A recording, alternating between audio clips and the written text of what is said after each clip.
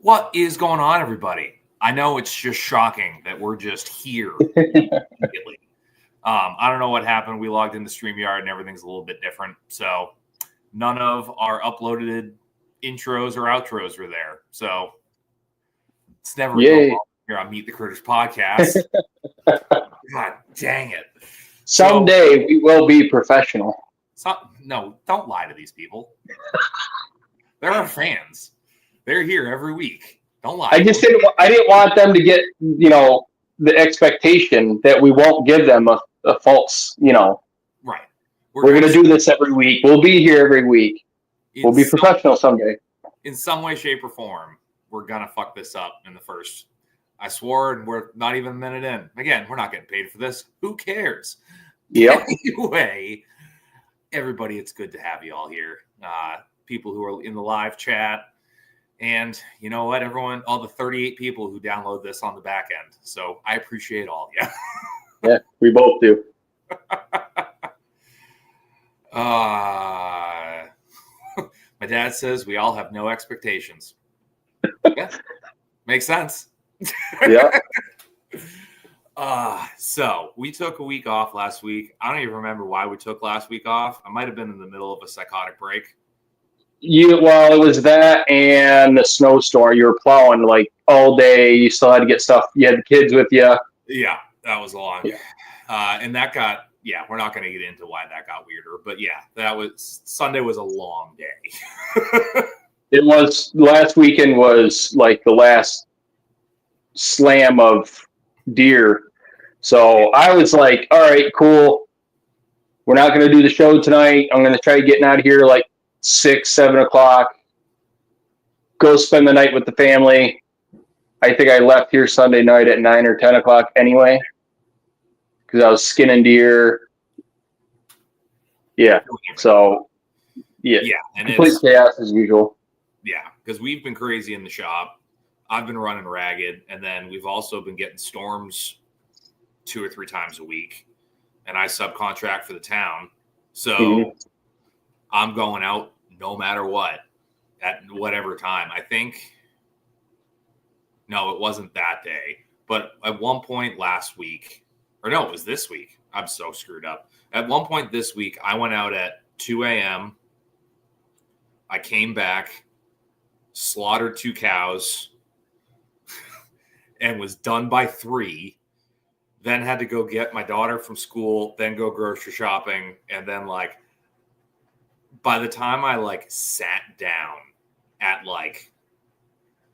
8 was by the time I because again, it's I never want to be I didn't sit down all day, because it's I did this, that, or the other thing. But plowing, you're not sitting.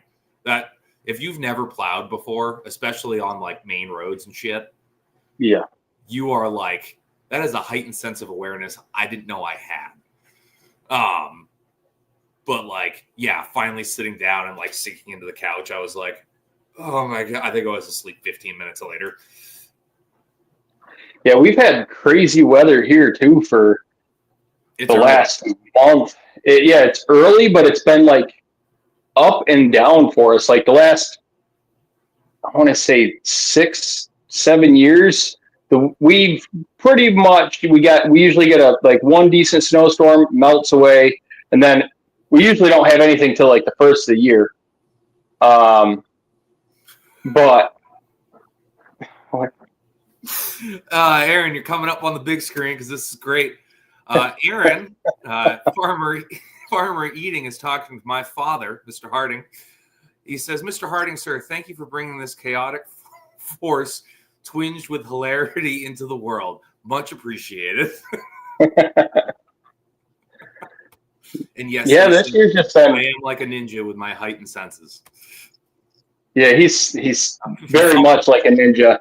I'm something. At the top of his head when we were staying in the Airbnb. Multiple concussions that weekend. But yeah, it's been just up and down and sideways, and usually we always joke I know you guys joke about your weather up there, but Western New York, being in that atmosphere, Aaron's in that, the climate that you're gonna that the beginning and the end of winter is up and down and all over the place.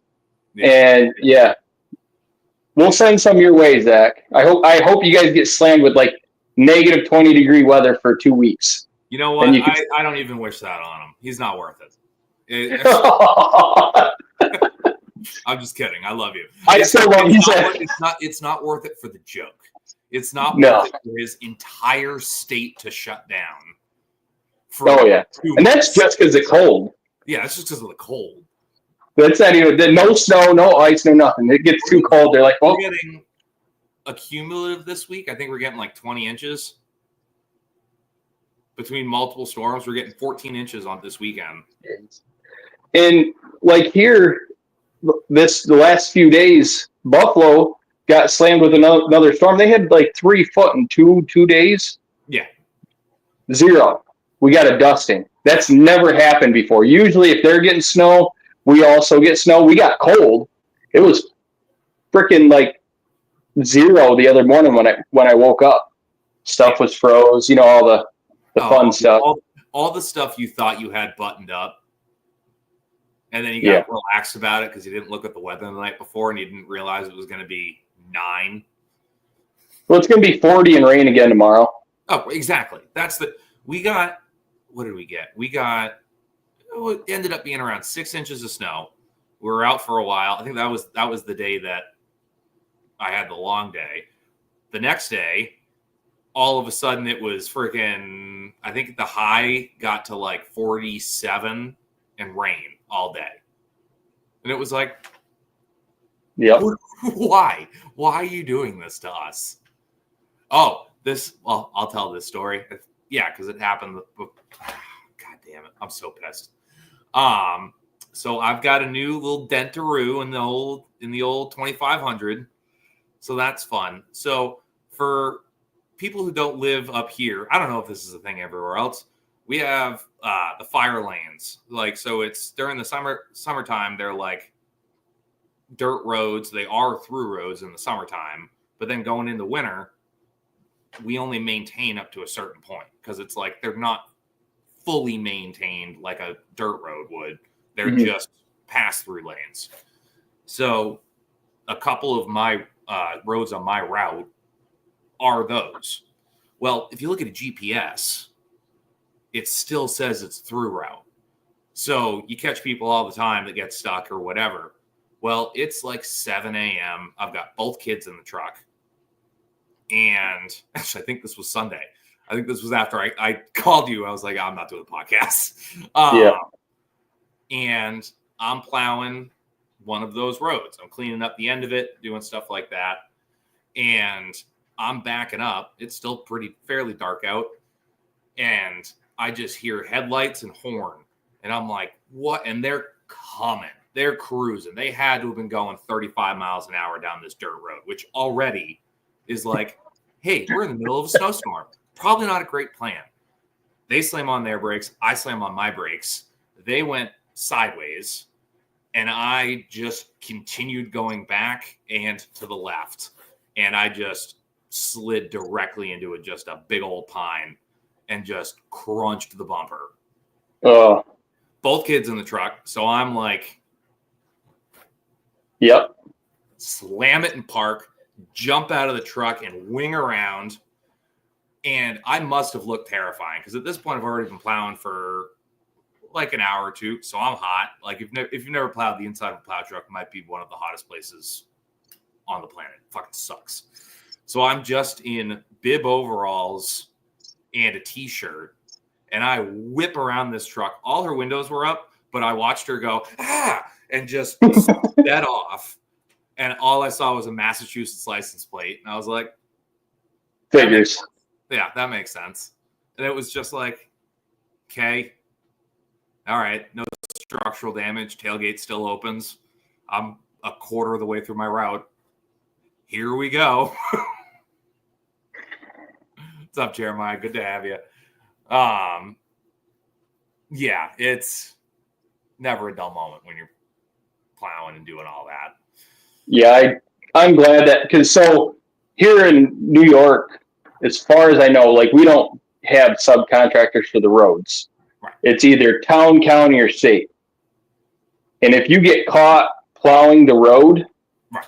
if it's not a private, you can, obviously there's private roads and there's dirt roads like you're talking about. So our roads that are like that are predominantly like state access roads for state game lands and stuff.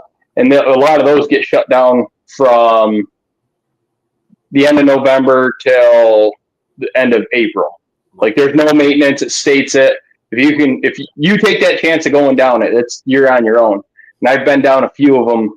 Oh yeah, it's clear at the end. Yeah, it gets really rough because it'll be like that. Like right now, it's up and down. It melts and then freezes again. Like we're getting freezing rain. The driveway out here at the butcher shop's complete ice right now. And so I was just coming along. There's actually one right over here that cut between my old house and the feed store, the Amish feed store that I use. And in the summertime, I use that road because it shaved about 5 minutes off the drive instead of coming down where I live now, going up and around. Well, it's been sunny for 4 or 5 days, 50-degree weather. I was like, yeah, I'll take that. No problem. And it's a hill. As soon as I crest that hill, I didn't think that it's a south face or a north facing slope where the sun doesn't hit. As soon as I crest that hill, I hit a big ice berm, launched my truck down that thing. Sideways I went, right down over the hill. Yeah. I was never again. I won't even touch that road until it's May. So we have roads like that people still live on. Like way back in the woods where it's just a random dirt road that you're never going to find that if you're looking for, like, unless you're looking for it, kind of one of those dirt roads. And it's like, there's people still down there. Like the last storm we had last year where we got like 2 feet in April and everything got shut down. We couldn't get anywhere because there were so many. I remember that because you guys were all out with chainsaws and everything, right? We had to cut people out. We did. And it was just like, holy crap. But it's, you got to get out there. And the big problem I have is people don't know how to drive on the roads with plow trucks, or while people are plowing. Like there needs to be a little bit of an understanding. Hey guys, it's snowing out. You should be careful. Hey, also be careful of the people that are trying to make it safer for you to be out on the roads. Don't be idiots. Like we've been dealing with people trying to get out in those roads for like rabbit hunting and stuff like that. It's like, it's not my job. But yeah, it's been snow's always great. I know we missed last week. I don't remember what we talked about on the weekend before. Because I'm like, I was going to bring up the fencing for the pigs, but I'm pretty sure I brought that up last week or the last episode. Yeah, you were just starting to work on it, and it was the week that I had the scramble around for because I had new litter piglets. Right. We were still getting hammered with work at the shop, which we're still not slowing down, but we're at the end of deer season, muzzleloader season, so which is always easier. It was nice. Today we actually worked on pig pens all day for the most part. I had to unload some cattle and people picking up, and I had smoked hams today, and I had to cure hams because we cut. How much did we cut last week? Cut 50 deer, a bear, 20 hogs, and 5 beef Monday to Friday last week. Well, so we were trying to get caught up on the smoked product. What's nice about the livestock is even though they can all be different, like you can still plan around it, and there's like a way to put it in a better rotation where you understand what you're doing week to week. Deer season is you don't know. You have no. You don't know how much you're getting. You don't know when it's coming. You don't. It's just there. Even if, like at the beginning of the season, a mystical oracle was like, "This is the number of deer you're going to get," that wouldn't help you in any way, shape, or form. Not at all. No, because they're still going to have that. You're going to get hammered all at once, and like people don't understand. They're like, "Oh, why does it take that long?" When you get 130 deer in 2 days, Plus, you have livestock and your cooler you're trying to work through, and you're not set up for that much all at once. There's a lot of overtime hours that come with that. And Sure is. my goal this week was not to put in 100 hours this week. I didn't work in the shop most of today, and I still had over 100 hours this week. Right. Yeah, and then even on top of that, every animal is so much different. When you're dealing with livestock, you have one injection in the head. The 90% of the time, nothing else is affected unless the animal is already affected before it walked through the door. Clean, quick, you can get it done. You're dealing with every single person who walked out into the woods with a firearm and punched a hole in something. God only knows where it is. God only knows what happened to it. God only knows if they fashioned a knife out of pine needles on the floor and gutted that deer. Like, you need to set time in to deal with stuff like that. It's like, ugh. I genuinely told a handful of my like regular customers, like, hey guys, I'll do your deer. I don't know how many more deer I'm doing because it's not worth it for me. We could have, if we set it up the right way this year, without exaggeration, I could have touched 400 deer this year. We turned so many people away because we just didn't have the space and the time that it was insane. I think we're sitting at like 280 or 282. That's nuts right now.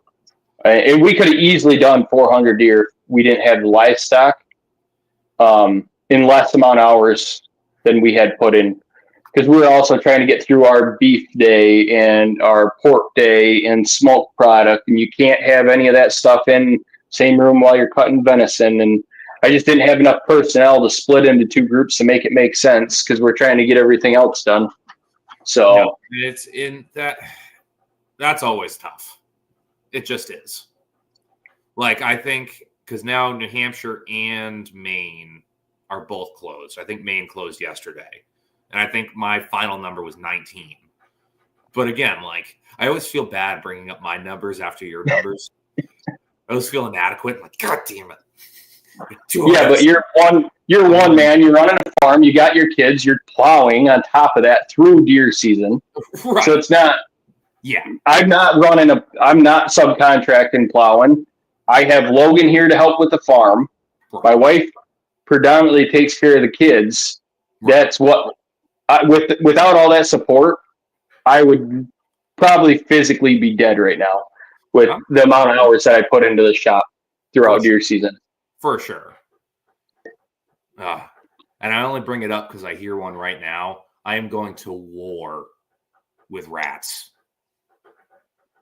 Full war. Oh boy. It is full-blown war right now. Because it happens, like, it's a farm. You're going to have rats on a farm. It is what it is. And this happens every year. Especially when you have pigs. For some reason, pigs and rats just go together. We have food around constantly. Like, you're not getting, like, because again, I do all the store pickups and things like that. So there's just food around always. Like, a box of bread I might not feed out right away that just gets tossed out of the truck because I'm running the dance class or something stupid. Like, not stupid. I love my daughters and they're great at dancing and it's great.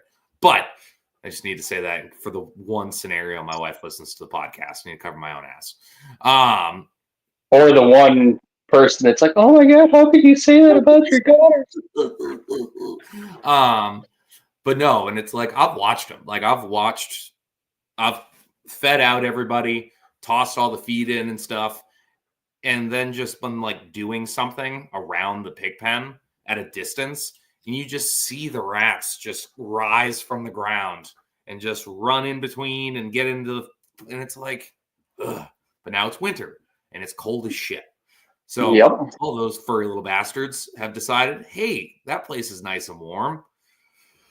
So I've been I bought like the beefy, like $5 a piece rat traps. Yep. It's like, I gotta say, mousetrap technology has come a long way from what I remember. These things are like heavy duty plastic that it has like a good leverage point to actually pin it back, and it works well. I put them out 3 days ago, and I'm up to 14, 12 or 14, I forget. And it's like, again, I'm not talking about like, oh, I caught a mouse. Oh no. I'm talking like this without the tail. Yeah. Yep. Crazy. Yeah, we were fine until it started getting cold. Then I started noticing them in the barn again. Yeah. That's where we have our pigs right now, and that's where the goats and sheep are. And so when you're gonna we're gonna be right there where you're at. When you have feed laying around, it's just what and happens. We've even been putting them in the metal 55-gallon drums and keeping the lid on it. It's what it is. You know, it works really well. I figured this out by mistake. Mink lure. Really? That makes complete sense. Because minks hunt rats. Right. Rats do not like the smell at all, the chance of it. So I came by this honest story. I had a little barn that I built out of scrap lumber and everything. It's at Josh's house that he has now. And had a huge problem with rats. We had goats, chickens, pigs, all in this little building, rabbits, and they were in the walls. And it was a raised building, but not far enough that a cat could get underneath. So they were just, they were in heaven. And about this time, the minks moved in, killed my whole flock of chickens, annihilated it in like 2 days. So now I'm pissed off, and I'm going to kill these minks and everything. And I end up getting one of them trapped, and then the one just lived there for a while, and then another pair moved in the barn. And I was like, you know what? I'm not going to bother getting chickens again, whatever. They can't get to the rabbits. They were locked up. And I saw it. I'll get to it. Finish your story. And so I'm sitting there one day and I'm milking the goats, and I'm like, it dawned on me. I was like, man, it's been a couple weeks since I've seen any nasty little, what's running around in here. Didn't think much of it. I was like, maybe, I was putting out a little bit of bait blocks and stuff. Maybe they're working, they're doing their job. And I stumbled across a YouTube channel where the guy uses mink to hunt rats on the farm. Like he makes money. I've gone down that wormhole. You don't got to tell me about that twice. So it actually clicked. So what I started doing is, which I probably am going to try it again. Maybe I'll do TikTok videos on it, just a test run. But the following winter, we had the chickens in a separate coop. We started getting a few rodents back, and I bought mink lure, and I put it in every crack and crevice and hole in that barn I could think of. Within 2 weeks, nothing. I'll be doing so that. It stinks. Yeah. To high heaven especially when you first put it out, but the lingering odor of it after a while, you just kind of get used to it. But it worked for me.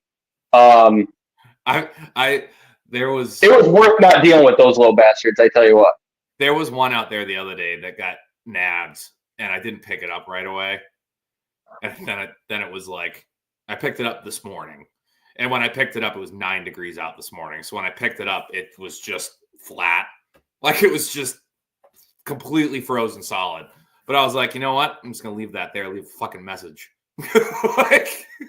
like, one, I'm lazy. And two, I have a vengeance. So yeah, I started doing that every once in a while. I'll take McKinley's little Cricket 22 out with me doing chores, and I'll just start plucking them off in the barn. Yeah.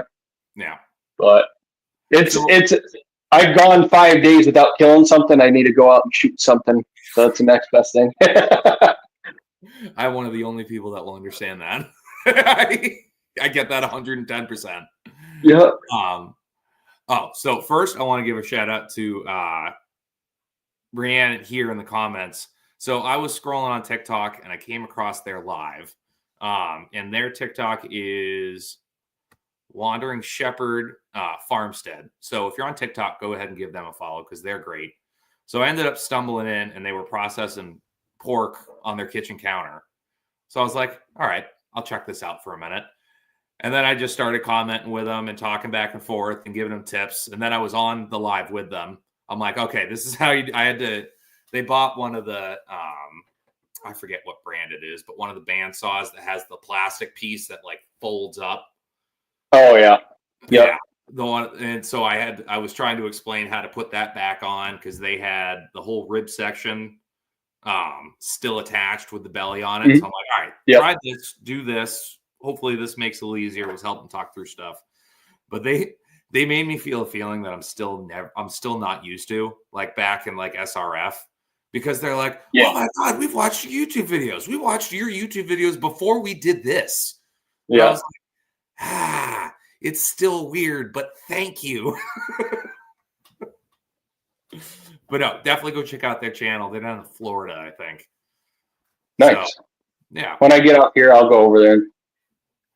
Yeah, no, they were great. And all of the people that were watching them were great as well. I got a bunch of follows from their live, so I appreciate you guys for that as well. Yeah, I haven't been doing much on there. I was actually going to go last night. We were supposed to go to Danae's work Christmas party, and I got stuck in the shop working late as usual because I had emergency issue with a cow that I had to take care of yesterday on top of everything else we had going on. So it put me behind. And I actually thought about, because now I can do lives. I haven't even played with it yet. I was going to go live while I was curing bacons last night, and I just should have. Yeah, but I should have. I did want to bring this up. So it's like I've had to take I took a couple days, basically all this week. I kind of took a break from TikTok. I just posted the bare minimum. I posted the memory ones of a year ago, that just because I was I was exhausted. Our well's still not fixed, so we're dealing with that, running around, plowing, livestock, work, all of it, that I'm just and again, my content is goofy and funny, and it's hard to be goofy and funny when you're just pissed and trying to make it all work. It's it is tough to go on TikTok and friggin' do anything, especially if you're fun, if it's humor related. So I just took a break. I think I posted something with that Jelly Roll song. It came off as more upsetting than it needed to be, I think, because then all of a sudden, the rest of our friends who hadn't already reached out were like, "Are you okay?" I'm I'm fine. I just need to post something that works. Yeah, but that's one of the subjects we don't touch on frequent, but we do is mental health when you're doing farming and butchering and life in general, depression, anxiety, all that stuff. It's real and it gets to you. You can't be you are out of the two of us. I'm more of the serious, educational guy. You're the happy-go-lucky, goofy, funny creator. Right. And then you have the YouTube that's educational on top of it, but it's hard doing that. I mean, how many videos do you put out a day? Minimum of 3? Just on TikTok? I've been posting 3. Everyone I've been talking to who has bigger channels is telling me to post less. Yeah. Post once or twice a day. And it's the way I'm kind of doing it now is I'm trying to do 2 a day. I'm trying to stop myself from posting. That's 14, right? If you go down to 4, that's 14 videos a week. Right. Eventually, you just need a me day and step back from it and just kind of gather your, kind of get your bearings underneath you, because it's not, you've been dealing with a ton of stress trying to get the well fixed. You got all these storms, fencing. I feel defeated. We're trying to hurry up and get the barn finished to get the other sow in before she farrows. So we lost half that first litter. Right. I sat down today and I was yeah, I lost a few piglets, but then I'm that was $1,000 worth of piglets I lost. Yeah. That's huge for a small farm. It's massive. And it's not even just in, because you're absolutely right. In the farming, butchering, like in our world that we live in, where it's our futures are very dependent on what we do, and not only what we do to keep our livestock and other people's livestock alive and or dead. Like there's a lot that goes into that. But even like I hear it all the time because I listen to a decent amount of podcasts like involving content and like doing stuff like that. And it's like the burnout rate on it as just in content as well is super freaking high. And it's like before I actually felt it, I remember being like, really? Like, come on. And it's like you get burnt out. You can only be so creative for so long without the results you're looking for. Like, because that's a hard part. That's the hard thing. If things were set up in a way that your stuff just got out to the people that were following you because they wanted to follow you because they enjoyed what you were doing, it'd be great. But you got to compete with the algorithm and you got to compete with everything else. And you can put in your 150%, but guess what? It could still be, you could still only get 300 views on something and have 32 people like it. And it's like, I spent a half hour filming that. Like, what? So yeah, it does get frustrating. Like, I'm hoping that after the first year, we're like this close to having the USDA stuff done. Right. We're waiting for stamps, and I'm pretty sure our lead vet in the area possibly signed off on it last week.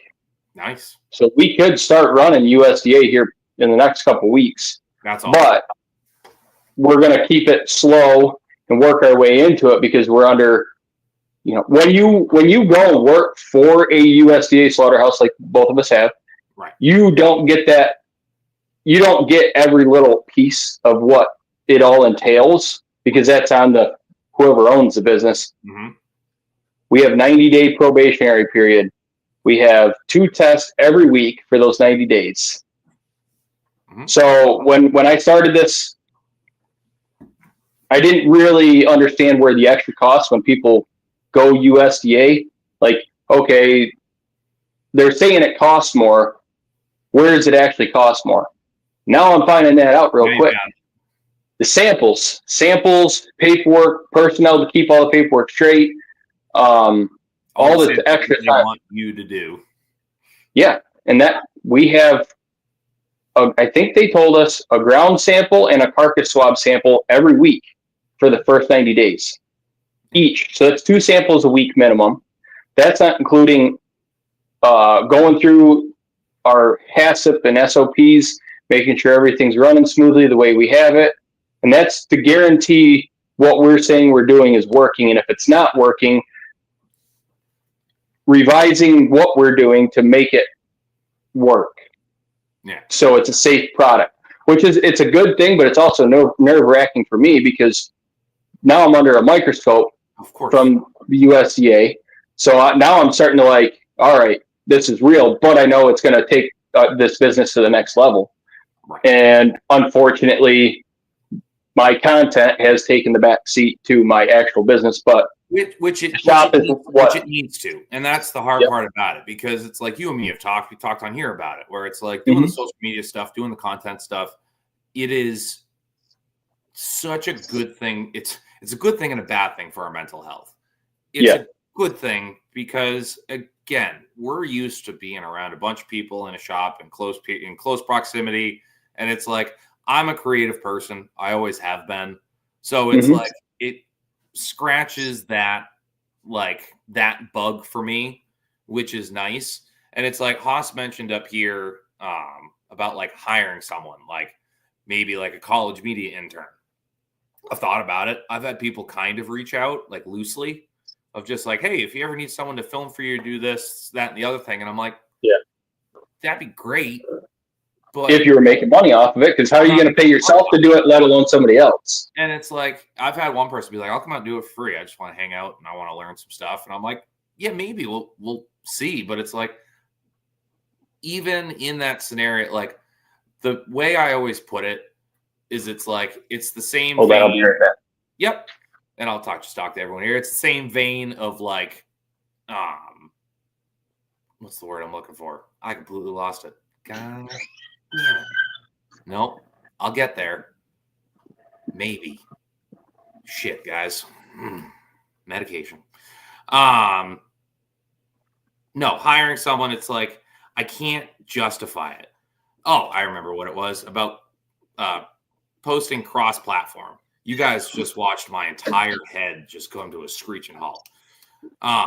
Posting cross-platform, like everyone's like, oh, just post it. And it's like, that's 3 to 5 minutes out of my day. Yeah, I should probably just do it. But hey, guess what? I already took 10 to 15 minutes or like 5 to 15 minutes to film what I just filmed, sit down, edit what I just filmed, do the descriptions, do this, that, and the other thing. I didn't have that 15 minutes. I borrowed that 15 minutes from the rest of the work I have to do today. So now on top of that, to take another 5 minutes or so to 10 minutes, depending on how close I am to Wi-Fi, like I don't have that time to do it. So it's hard for me with how my brain works to think about having somebody come in and film stuff, because it's like my brain doesn't work like that. Like, especially for TikTok. For YouTube, I could absolutely see hiring someone, or not hiring someone again, because I have no money, but like having somebody come in who wants to film, who wants to do more filming and do stuff. I could have them be here for a slaughter or here for a cut day, because they could get different angles that I don't always get. TikTok, I would never hire someone, because my TikToks are so off, like just whatever and crazy, that it's like it would be a waste for someone to be here to film for that. And again, I'm not making money at it, so it wouldn't even be worth it. Yeah, bartering for sure. Yeah, you can barter, but even so, how many hours is that person going to put in to do say we're talking long form, with the amount of filming, editing, breakdown, how much can you barter that person for a full year of filming and content creation for you? And I don't mean this to be mean. It's going to come off mean. To find the right person to do that. Mm-hmm. Because again, I'm not some shopping influencer or just life influencer where you're going to follow me around my life and see what happens. It's like, you need to be good with violence, cold weather, risk of being bit by something. Like, mm-hmm. You need to be okay with this. Like everyone in this chat who does content, all that stuff, we're the odd ducks of a lot of this content stuff. Like, we're the ones that are figuring it out, that usually people, when they find out we have a TikTok or we have YouTube and stuff like that, they go, really? Mm-hmm. Like, yep. Not the majority of the people are not like us. So to then try to recruit one of those people who might not really be like us and get what we're doing to come over onto our side to try it is like, that's daunting in itself. That's almost as hard as like trying to find an apprentice in the shop to teach, because it's like, you need to put in the work. You need to do this, that, and the other thing. Oh, again, it's a lot less because all they're doing is holding the camera and doing stuff. But it's like, hey, you still need to be good with this, because I'm doing stuff outside. It's cold. We're running around with livestock. Like, you need to be good with that no longer breathing. Like, yeah. So I've thought about it. I've thought about it for sure. It's just, it's not in the cards. If I start making $5,000 a month off of doing this, you bet your sweet ass I'll be calling someone from the community college. It's like, hey, you want work? You want to film for me? You want to edit? Fantastic. But it's not happening right now. Like you said, it's got to be the right person too, because when you're filming something and envisioning something, they have to be able to envision it the way that you want it put out. They start putting out content that kind of doesn't go along with what you're trying to do. Like for me, my main goal is to be educational and inspirational, whatever you want to call it, to encourage people to start doing small farming or a small backyard homestead and process stuff themselves and be more self-sufficient. Sorry, self-sufficient. Twist it up there. Had to slow down with what I'm saying. Maybe I'm medicated too tonight, Kyle. Today, Junior. See, I'm just gonna. We're gonna completely forget my 3-minute brain fart while you were gone. Yeah. Well, I heard it. I can still hear it. I know you did. I know you did. You were right there the whole time. But no, it's just to have the content turn out the way you want it and have both of those people, you and that intern or person, whoever it may be, college student, on the same page. Right. That can also deal with everything you had talked about. Right. There's like 1 in a million chance you're going to find that person. Right. Like I think when we went down to SRF and I spent time at your shop and stuff like that, like I think the reason those videos went so viral the way they did was because you and I are on the same page with a ton of shit. And like how many times during the day randomly did I just like all of a sudden epiphany look at you and go, what do you think about this? And we'd go, and we'd both look at each other and go, perfect. Yeah. Like, did you see the one I randomly sent you the other day? Probably. You sent me a bunch in the last few days I've been trying to get through. Well, no, I sent you one over text that must not have sent. No. When I was out there. It was one with the pig in the headlock or in the squeeze gate, and you were standing. Oh, yeah, I did get, yeah. Yeah. I'm from the government. I'm here to help. Yeah. Stop resisting. Yeah. I think I was texting you about like not doing the podcast, and I went in there and it was like, that didn't send. Resend that because that's gold. I was wondering what, like, because I was like, that was October. Yeah, the beginning of October. But I should edit it and get it put up. So I resent it. Yeah. But I need to get that one put up. I forgot that I had that. That's a great one. But yeah, no, it is what it is. And then it's like everyone's worried about this TikTok ban. I'm less than amused or whatever. It's like, hey, if TikTok goes away, it goes away. Like, It is what it is. I have a YouTube. I have an okay following. I haven't posted anything on there.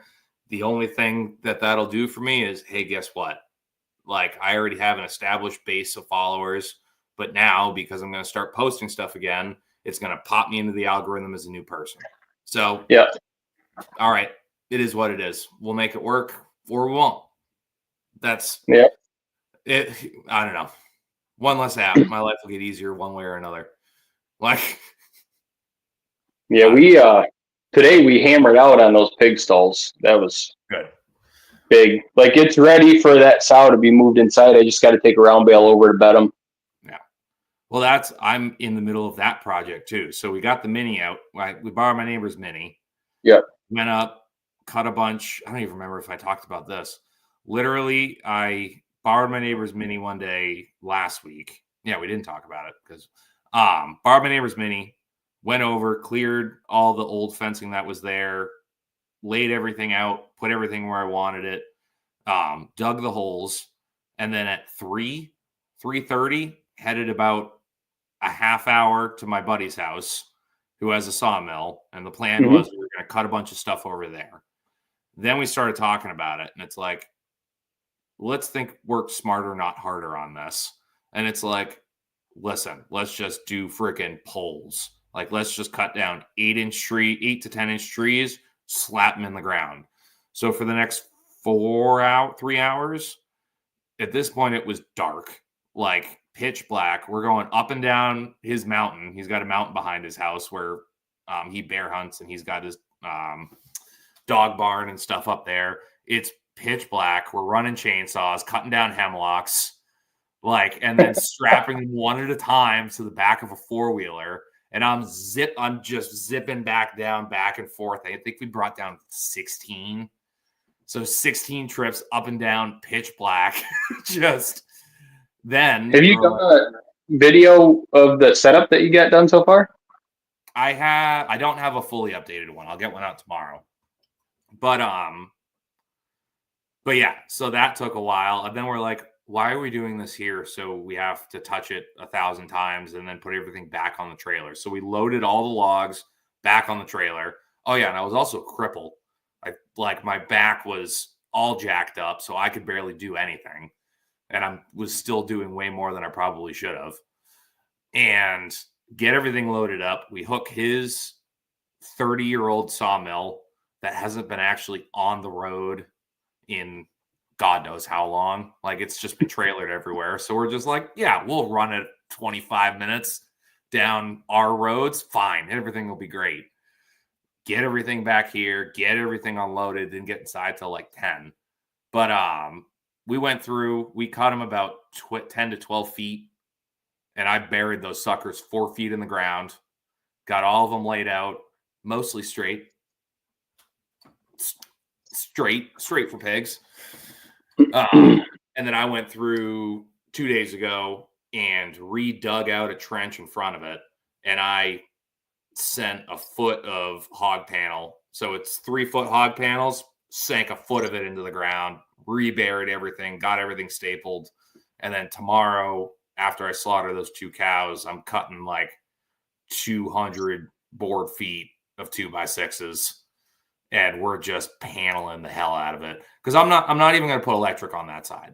Like, I'm just not going to worry about it. Because the hard thing is, it's where I feed. Wherever you feed, your electric is going to get destroyed. Because it just turns into a pig tornado of all of them spinning around. They're feeding. They don't give a shit. And they're just running in the electric. So I'm just like, you know what? Screw it. We're doing hard panel and 2x6s. We're not going to play this game. So it'll be nice to get that done, but we're dropping 4 more feeders. I'm not bringing all 6 to February. I'm just not.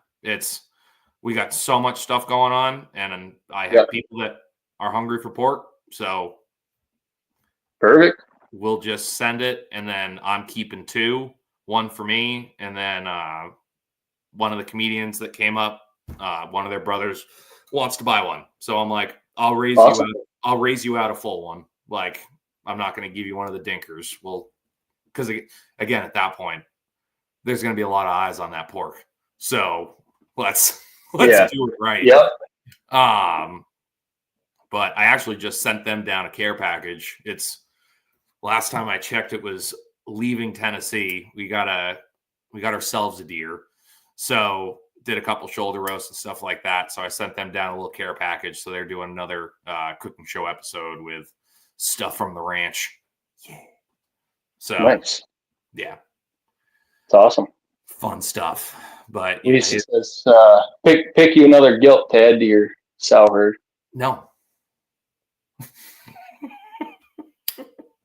No, I don't know. I know. Well, I don't want a line breed because it's like, I don't know. I like the cross that they are now. I don't want to put in more heritage. So like, I don't really want to keep one of the piglets I have now. I probably wouldn't unless I had a production board. I don't know. I like what we've been doing with the experiments. The quality is amazing. This is the best pork I've ever had. But when Red crosses that rainbow bridge, and I might keep a boar off of them. Like at some point, possibly the next litter, I might keep a boar back and like maybe try and play around with that, going back to Herefords. Like I think that would be the way. Like I would want Red to sire with one of those piglets and add more heritage in, because that's what I spent most of the summer doing, was culling the ones that were too heavy heritage. Yeah. But I would absolutely take one of his boars and breed a purebred Hereford to it. Hereford.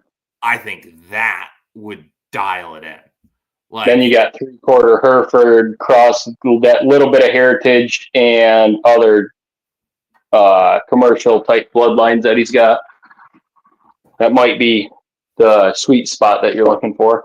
Yeah. I mean, again, I've liked the experiment we've done. It's been interesting. I've learned a lot, but also I'm not making shit for money, and I'm trying to run a business, and it's not going great. That's where I ended up with it, and that's why I just got away from the Mangalitzas altogether, because I kept looking at it and scratched my head like, all right, I've got 3 years into those genetics, and I've lost money every year. Every year. That's why we took a step back away from even raising feeders last year, because I had to focus on the butcher shop, and I knew if I tried doing everything I wanted to do, there's just the farm's already taken a huge toll at my expense of building the butcher shop as it is.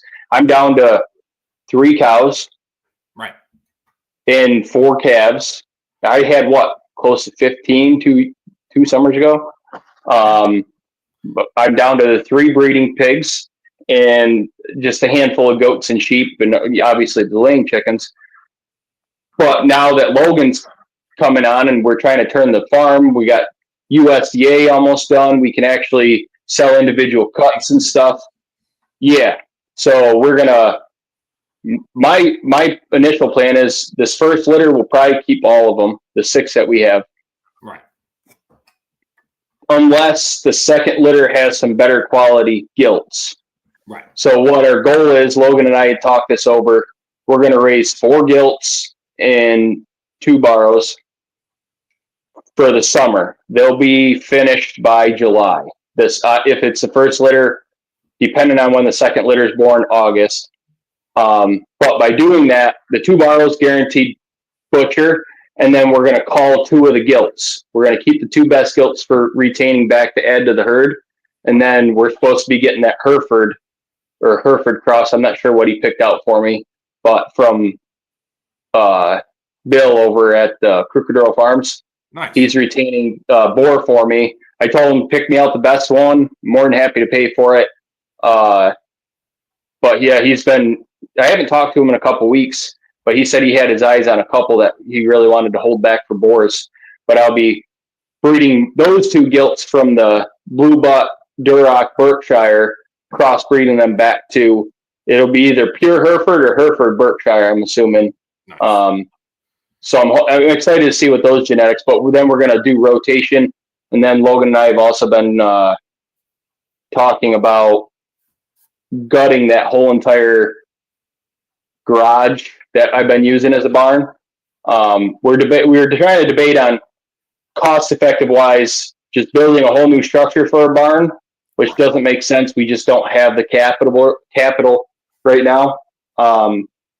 I think we're going to gut that whole entire structure and run 8-foot by 12-foot pens down each side of that, nice. Plus the lean-to down the one side. That'll give us 5 farrowing / breeding pens inside, and then we'll also have that pasture redone out there too this year, I think, nice. To rotate stuff out. But we have to, because Mr. Pig's such a nice pig. I can't bring myself to get rid of him yet.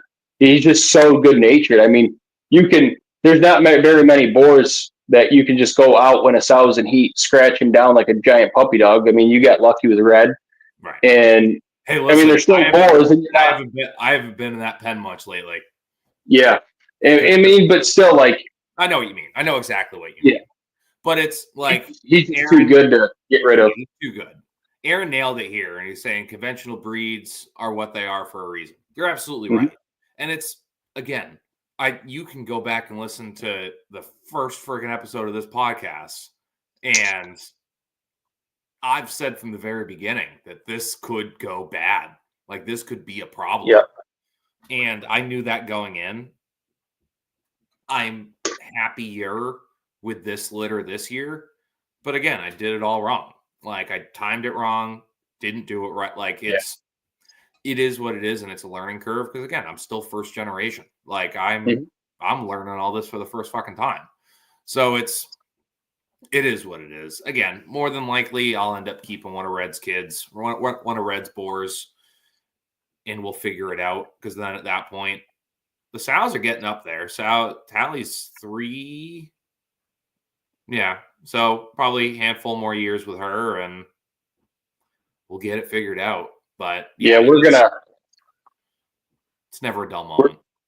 I think we're going to breed right back this year. Normally I don't do that, but we're getting in the, okay, if we're going to make this a profitable business, we can't feed 3 breeding pigs for, I got 6 piglets out of this litter.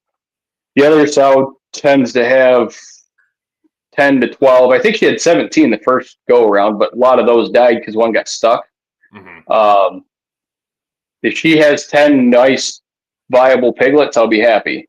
Yeah. But that's. Well, I think I'm looking at a split litter this year too, because Red tagged Fiona.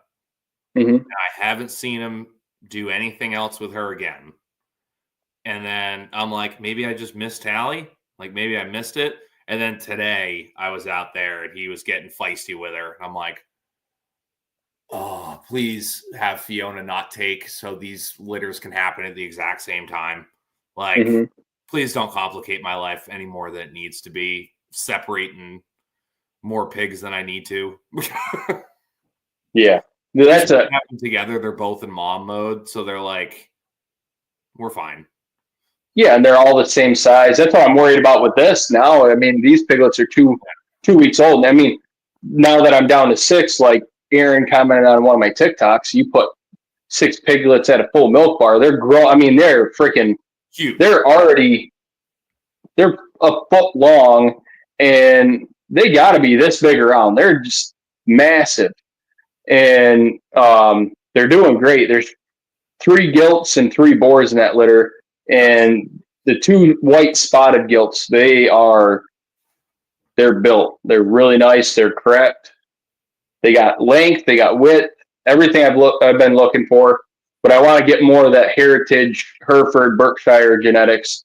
I've been looking a lot into the tested Berkshires, the ones that are tested for meat quality and growth rate. Because the more I read on them, a lot of issues people were having with the Berkshires is they were slower growing to get that meat quality. So now people are testing kind of like in the cattle world when you're getting that performance testing for marbling and growth rate and daily gains and stuff. So I might eventually invest in a gilt possibly from those genetics.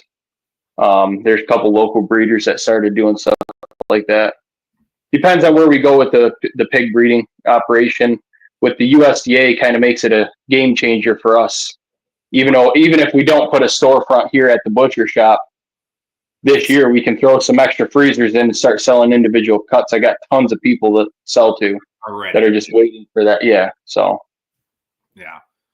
And farming in Eden, Aaron, I suspect one of Red's sons on a pure Hereford would be nice breeding. I think it would. I think that might be the golden ticket I've been looking for. But again, Red's such a good pig. I don't know. We'll see. Once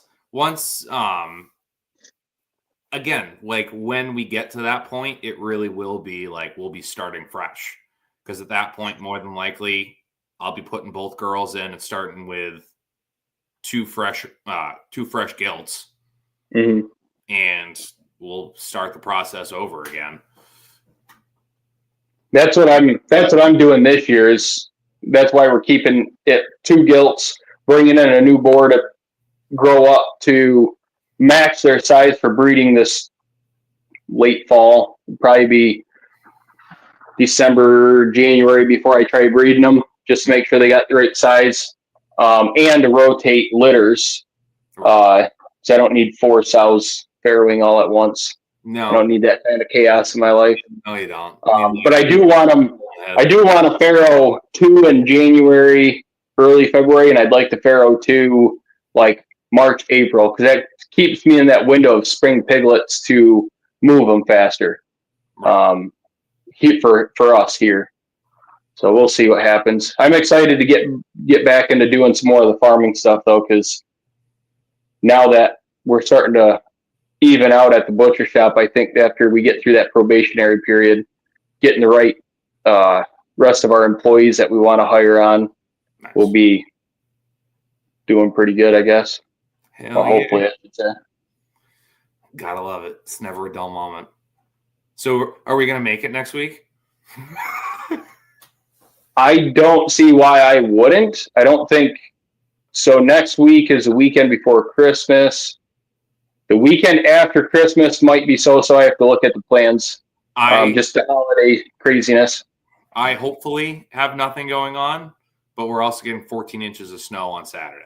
So yeah, we will play everything by ear. Worst case scenario, guys, we apologize if we miss. I'm done making false promises and saying that we're going to be here every week, because it is what it is. We're trying to get it all figured out and get this content out to you.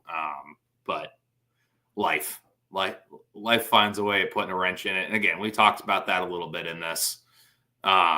So we appreciate everyone who's here every week. It's fantastic. And again, well, I should say every other week, because that seems to be our cycle right now. But we appreciate all of you. And again, thanks for being here for us and of course dealing with our stuff. But Joseph, where can everyone find you? Anytime we're here on Meet the Critters with Todd. I'm not even going to say hopefully every week.